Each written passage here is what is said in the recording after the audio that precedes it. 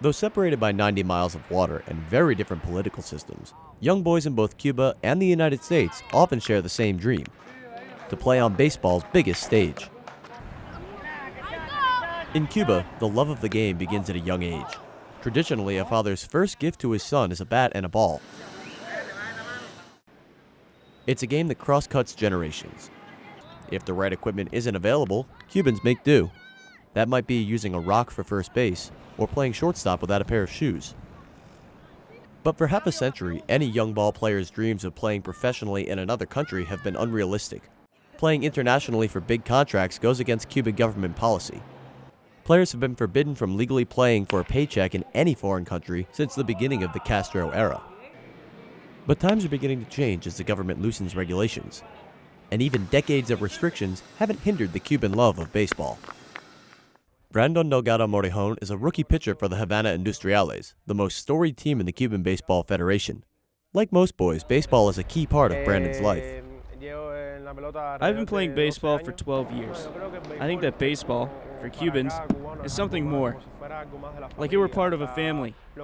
Even the ones that grow up in a different social level, baseball is something else the Cubans have. It is something they felt in their hearts. Like if it were family, a brother, a friend. This bond extends beyond the foul lines. Even when Cubans aren't playing, they're talking baseball.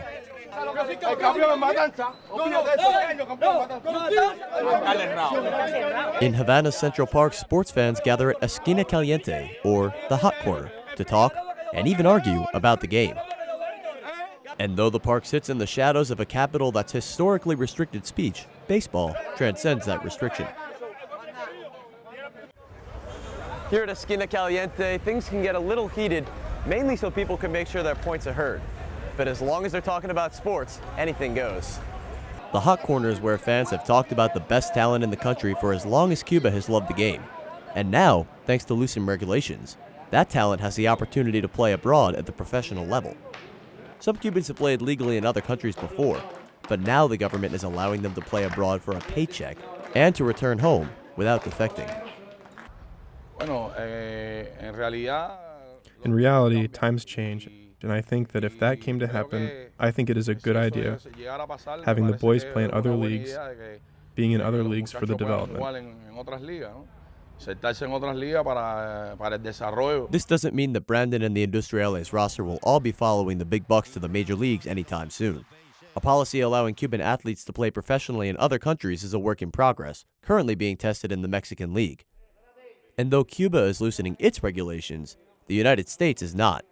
As long as the U.S. embargo remains in effect, a Cuban citizen cannot play Major League Baseball. Cuban major leaguers like Yasiel Puig and Aroldis Chapman are only earning their multi-million-dollar paychecks in the U.S. because they defected. But for Cuba, a country that's made such an effort to keep its talent at home, this is a major shift. Even though top Cuban players being offered money to leave the island could spell trouble for the quality of the Cuban National Series, many fans are happy to see their favorite players represent their country on the world stage. Ballplayers are excited too. I think that after having played 5 years in our country, you have already developed the tactical, technical, mechanical aspects that a pitcher might have. And a manager from Japan comes to ask me to play in that country, and our country accepted all the requests they have. I'd be happy to play in that league.